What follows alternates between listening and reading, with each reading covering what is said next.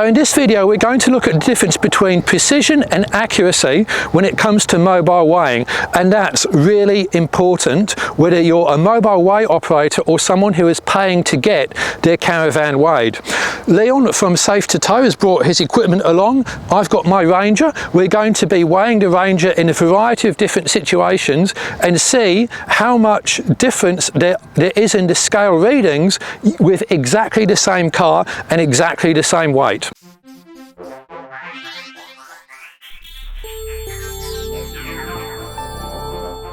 So here's the types of error that can creep into a weigh. The first one is inherent error in equipment. Then we've got various environmental factors. We've got variation in car weights, even quite small ones. And we've got operator error. Even if the operator does absolutely the best thing, some errors will creep in. They all add up to something maybe a little bit significant. So to start with, equipment error, what do we mean by that? Well, that's simply things like manufacturing differences. You've got two otherwise identical units, they're never going to be manufactured exactly the same. There's always going to be tolerances. There's going to be scale drift. Over time, any instrument will measure one thing, and then as time goes on, it will start to measure something slightly different, which is why you've got calibration from time to time. So you've got to make sure your weigh operator has a current calibration certificate. And there's different methods of calibrating and different manufacturers of different recommendations and how well they're carried out, etc. Then we've got accuracy versus maximum weight. So a 4 kilogram weight on scales going up to 5,000 might be different in tolerance from that same 4,000 kilogram weight on scales which go up to 10,000 kilograms. Things like the voltage battery level might make a tiny difference, as might dust, debris, dirt in the mechanisms, etc., or within the scales. So what do we mean by calibration and tolerances? Well, I've got the website here from one of the scale manufacturers, and what that says is that up to 500 kilograms, they say the scale is accurate plus minus 5 kilograms. Now, up to 5,000 kilograms, that increases to plus minus 10 kilograms. So that means for a 3,000 kilogram weigh, typical four-wheel drive, you're looking at a variation of 0.33% or thereabouts. And above 5,000 kilograms, their variance is plus minus 15 kilograms. So that's just a tolerance that they work within, never mind all the other factors. So environmental error, the sort of things which can affect that would be things like the humidity, the temperature. Scale should have a minimum operating range and a maximum operating range for their temperature. Rain and snow, and especially wind. We'll actually take a look at wind a bit later on. Now there can be car weight variation as well. So petrol and diesel, even if you just idle a bit, you're actually using up some petrol there. Now petrol and diesel weighs around 0.8 kilograms per litre, not as much as water does, but still that can be significant. And consumables, you drive around for a bit and then your tyres will actually get lighter, maybe by 2 kilograms per tyre towards the end of the life if they're off-road tyres. I've measured it. Oil, washer fluid, coolant, maybe you've got drinking water tanks, all these little things make a difference. Dirt, I've certainly taken quite a bit of dirt off my vehicles and that has definitely made it a bit lighter. The cargo, what have you got in the back? Just little things you've added to and from the vehicle. And modification changes, is your tow hitch in or out when you weighed the vehicle, for example. All tiny stuff, but it does tend to add up. So let's take a look at some of these scale operation errors now. So for setup, we're using my vehicle, Ford Ranger PX. It's got full fuel on a long range tank, water, various mods and accessories, pretty much set up as I'd take it for touring. And its actual weight, the base weight is 2,919 kilograms. We arrived at that on a flat hard surface. Following best practice, we did several different ways. So that's our base weight. I used Safe to Tow because I needed a mobile operator to work with me, and Leon was willing and reasonably local. So thank you, Leon, for cooperating with me in this video. There's no sponsorship or anything else. He just happened to be an operator with a set of scales that wanted to help. So the first weigh is going to be on a soft surface, and here we've got some grass, and as you can see it's quite uneven, but what's more important and what we want to see today is the effect that weighing on a soft surface has in terms of where the weight gets shifted on the vehicle between each wheel and even each axle. So we got to work weighing the Ranger. Now we put the scales in 4 different spots, moving the vehicle maybe a metre or so each time, and that gave us 4 different results. So the first result then, the soft surfaces. Tests level grass as level as we could, 4 separate ways moving the vehicle on about 1 metre each time, and then the results were huge variation. We had 107 kilograms from the lightest weight recorded to the heaviest, that's 4%, and that was a maximum on an individual wheel of 11% on the right wheel, so that's quite significant, and a minimum of at least 3% on the front left wheel. So the conclusion then is soft surfaces cause two things. First of all, they actually cause you to underread, so your vehicle will not be read sort of lighter than what it actually is, and secondly, you'll get inconsistent results, so simply don't use soft surfaces. The next test we did was to put the vehicle in a deliberately uneven situation to see what effect that would have. Then we put the vehicle into a slight ditch, so this was deliberately quite uneven, and here the results were quite interesting. So uneven grass, we only did one way because it was so far out, that's all we did.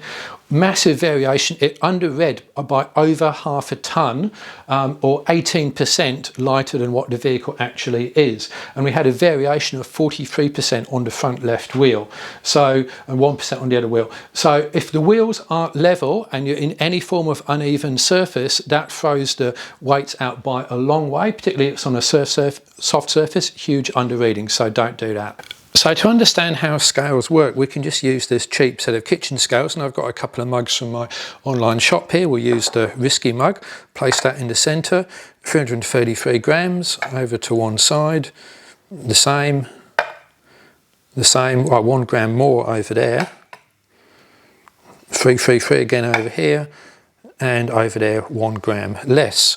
Go back into the centre, and this time it's 1 gram more. Oh, now it's gone back to the same.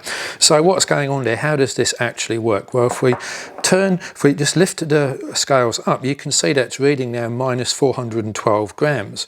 And interestingly, I've got another set of scales over here, which is the same. I place that on, and yeah, 411 grams. So that's actually the weight of the scale. So what's going on? If we turn it over, we can see there's 4 feet here, and these feet are effectively pressed into the scale, and that's what makes it read. So you can see at the moment it's reading minus 414, or 400 thereabouts. If I just press slightly into one of these legs, see that change? I'm only just pressing very slightly, and that's what's happening. So for the scale to work, these feet here need to be the only things in contact with the ground, and also equal weighting on them. So if I take this block of wood here and I pop that on, and you really don't need a cat in the way when you're doing this, you can see it's reading minus 413, right? And that's because those feet are not in contact with the ground. If I put that on like so, then you can see it reduces. We've now got 2 feet in the way. If I put that on there, you can see, you know, it's now under reading, and that's the sort of problems you get. So what we can do is get a bit of a soft surface here, and we'll just make sure that's still reading 0. Yep, great. Pop that on here. And you see that's still reading 0 at the moment. It is a soft surface. We'll put our yellow mug on here, and that's still pretty much reading the same. So why is that working for us? Well, although it is a softer surface, still the only thing in contact are these 4 feet. So if I get rid of that, and we get, sorry cat, right, put anything like this down, the cat instantly just sits on it. So we put this like that, and then you can see that it's reading minus 333. Why is that the case? Because the softness of this surface, which could be grass or sand, is actually being supported here as opposed to just purely on those feet. So if I tear that, then that gives us a tear weight. We put our mug back on, and apparently it only weighs 32 grams now, which is of course incorrect. And if I was to take that away, right, you can come back and sit on your thing now, I don't care anymore, then that's actually what it weighs. Now we're going to weigh on a slight gradient, and here I've stopped the car, put it into neutral, taken my foot off the brake, and that's just it rolling backwards over the car in neutral. Now that's too steep for proper weighing, but we're going to do it anyway to see what the differences are like. Now, to test the effect of the gradient, we did 3 ways with the vehicle pointing straight up the hill and 3 ways with it pointing straight down the hill. And then we've averaged the results as well as looked at them individually for any anomalies. So the results for the gradient test then, so we did a 2-degree slope on bitumen facing uphill and downhill, and 2 sets of 3 tests going downhill and then another 3 going uphill. The total variation from our base was very, very tiny, 0.1%, so really that's almost negligible. Of course, the uphill axle, this one and this one, was underreported, and the downhill axle was overreported exactly as you'd expect, but probably it's also a slight over-reading compared to normal, just by about maybe 1 or 2 kilograms, and higher axle underreported, lower axle was overreported. Now, we did find one interesting anomaly when we were doing those gradient ways. It's not specific to gradients though. So out of the 4 ways we did, 3 of them averaged out to 2921. One of them was 2879, which is 42 kilograms out. So we looked into the detail on that, and the front right average was 734 kilograms. The one which was out was down to 695, so that's 32 out. The other 10 is probably distributed around the other wheels within margin of error. So our conclusion there was you've got to have all scales with the feet equally on the ground. We think it was that white line that the scale was over, which just threw it out a little bit. And one way to get around that is to actually weigh in different locations. When I say different locations, only a metre apart each time. And if you get consistent results within the same sort of 2 or 3 kilogram range, then you can use any one of those. But if you find one which is 30-40 kilograms out, there's something probably underneath the scales or something going on that you need to investigate. Now, you should always use levelling blocks if you don't have enough scales for all wheels of the vehicle. So here you see the vehicle's driven up onto the scales. We've got a block underneath it to keep it level, and therefore we get an accurate reading on those scales. If you don't do that, the front of the vehicle pitches down a little bit, and then these scales will actually underread as opposed to what the vehicle's proper weight is. So use levelling blocks to keep the vehicle absolutely level if you don't have enough scales for all of the wheels. Next, we did some side angle weighs where we turned the car 90 degrees, so perpendicular to the slope, and then we weighed it with 3 ways forwards and then 3 ways backwards.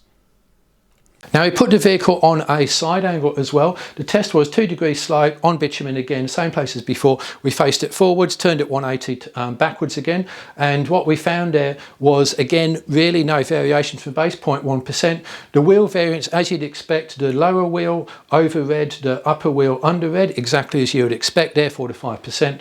Total weight was correct, higher axle and lower axle underreported. So we actually found also slightly inconsistent results, whether the vehicle was facing forwards or backwards. Can't quite get to the bottom of that, but nevertheless, that's what we found. Now, for tyre pressures, what we did there, we started with 40 psi all the way around. That was one of the baseline tests. Then we dropped the front right to 30 psi. Then we jumped front right to 30 psi, kept that, and rear left to 30 psi. What we found then is that the overall weight was pretty much the same, but the left and the right changed a bit, and the tyre with the higher pressure was the higher reading. So this tyre started to read more than it did before, and that one left, and the same two here, these two overread and the 230 underread. So the conclusion out of that is that minor tyre pressure changes are okay. Went from 40 to 30, that's quite a long way. You should never be running that low in reality, but do check your tyre pressures if you want accurate corner weighting, but for an overall weight it should be okay. Then we did a scale swap, and that was pretty simple. We just took the scale from here, put it over there, and then swapped it around the other way. And what we found there was really no difference, actually just 1 or 2 kilograms, but every time you weigh a vehicle, you're going to get a variance of 1 or 2 kilograms anyway, so in effect, no change. That only assumes, however, that you have quality scales or calibrated, in which case, if you don't have that, probably would make a difference. Okay, even though we're not doing anything, the vehicle's weight is changing, as you can see, 29, 17, 16. Our next test was to look at the effect of chocks, and this can really throw out your weights if you don't get them right. So it's very important to understand how not to use and how to use chocks correctly. Then you can see that the weight is varying even more, and it's not being rocked massively, and that could just easily be the effect of wind. Now wind, this can actually be a huge problem, particularly for caravans, trucks, and even for smaller vehicles like my Ranger as well. So when we were testing, there was a slight breeze. You can see that in the video. We then did some simulated wind, and what we found that with the slight breeze, it was just tiny, 0.1%, but you still got something there, 3 kilograms or so. With the more, I guess, violent rocking, it was up to 90 kilograms or 3%. So a strong breeze would be somewhere in between those two. And again, caravans more susceptible to it. So even a slight breeze does affect it as well. But honestly, 1 or 2 kilograms doesn't make much of a difference, but it does add up with all the other factors that I've talked about.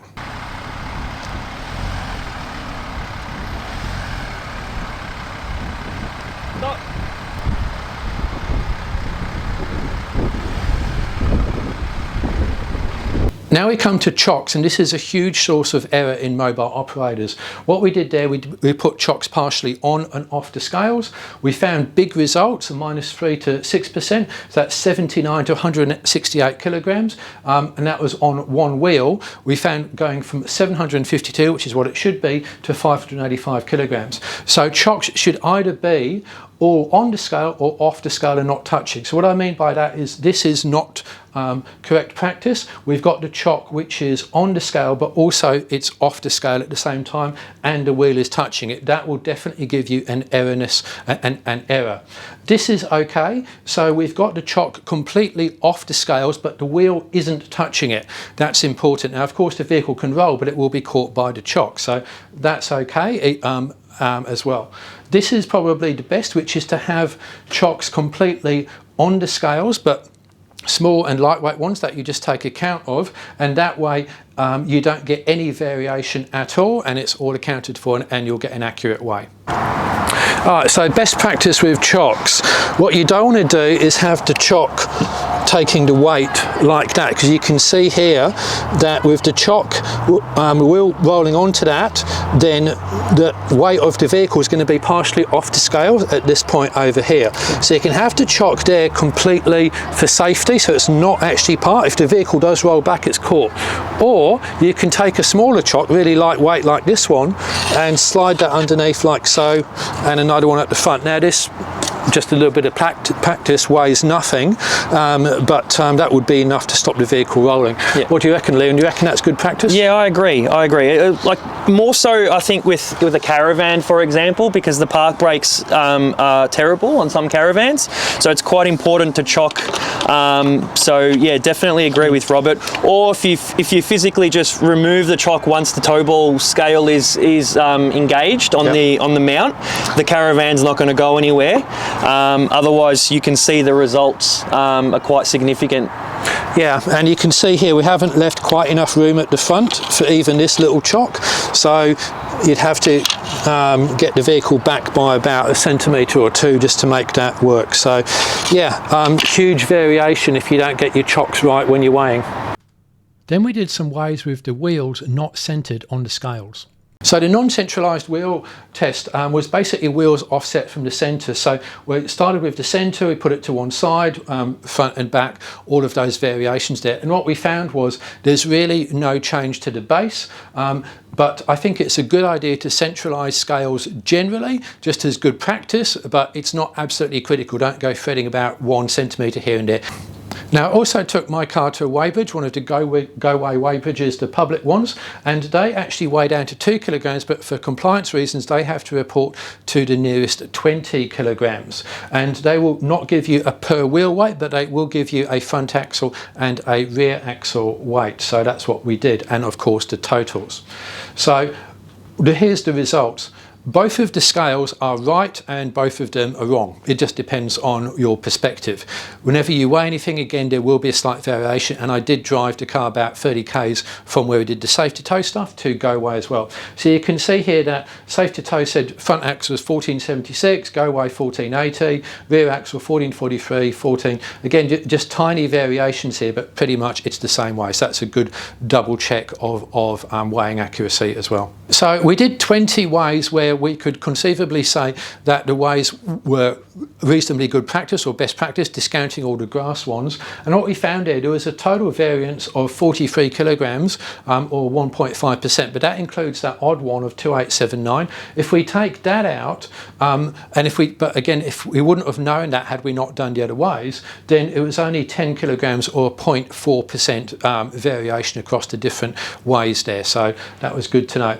So my suggestion then is that if people are going to be tested for compliance, then there should be testing in 3 different locations, 1 metre apart, to ensure scale accuracy. So I would test like that, and then I just move the car forwards about 1 metre or so the scale's in a different position, move it again, and if you get the same result plus minus 2 kilograms, then you know any one of those 3 locations is good. But if you find that, hey, one of them is out by 30-40 kilograms, there's something wrong and you've got to investigate it, and then you better not use that location, because I think that being out by 40 plus kilograms is significant. So what's the total likely error if you add everything up? Well, I think that scale tolerance is probably going to be about 0.3%, wind probably at least 0.1%, and the environment factors, surface 0.1%, we'll probably call it about 0.5% variation, I think is reasonable. So what does that mean for a 3-ton vehicle? Well, if a vehicle weighs 3 tons, the lower limit could be 2984, upper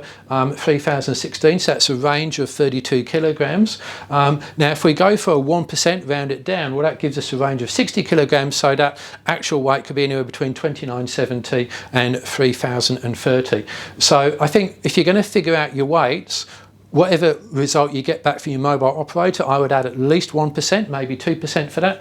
And for compliance, I would deduct at least 1% from that. In the same way that speed cameras have a detected speed of, let's say, 110 kilometers an hour, but they actually do you for 107 kilometers an hour, they take off 3 or 4 kilometers an hour. I think that's what compliance officers should do for weighing. They should deduct 1 or 2% and say that's the weight we are rating you against. So here's my list of recommendations then based on that testing. First one is check your tyre pressure before you go on. Won't make any difference to the total weight of the vehicle, but will make a difference to the corner weights and the axle weight, so do that as you should anyway. Don't need to be between 1 or 2 psi, but certainly within 5 psi of where they should be. Use a hard surface. This is really, really important. Must be a really hard surface like concrete, not in any way sand or grass or anything else like that. And use a flat surface. Pretty simple to test. Put the car in neutral, take your foot off the brake. If it doesn't roll, then that's going to be flat enough. And make sure that you've got even scales. Do check for debris underfoot. And you can do that check that I was talking about, just move the scales 1 or 2 meters, reweigh. Do that 3 times. You should get results within 1 or 2 kilos. If you don't, well, then you know to fix something. To actual weighing itself, I would centralise the wheels on the scales. It's proven not really to make that much of a difference, but it's as easy to, but don't stress if they're not exactly lined up. It's not that important. Chocks are really, really important. I don't take them completely off, completely on. So only have a wheel resting on a chock if that chock is completely on the scales. Scale manufacturers often recommend turning the engine off and pushing the vehicle on a no park brake. Whether you can do that or not, I don't know. I don't really think it makes that much difference in this case. You should wait for liquids to settle, particularly things like caravan water tanks, and take account of that. And as I said, I think enforcement officers should take at least 1% off any given weight. And finally, if you are working at your own weights, add at least 1%, 2% to whatever you get back from your mobile weigh operator. So I hope you found this video useful. Any questions, please drop them in the comments, and thank you for watching.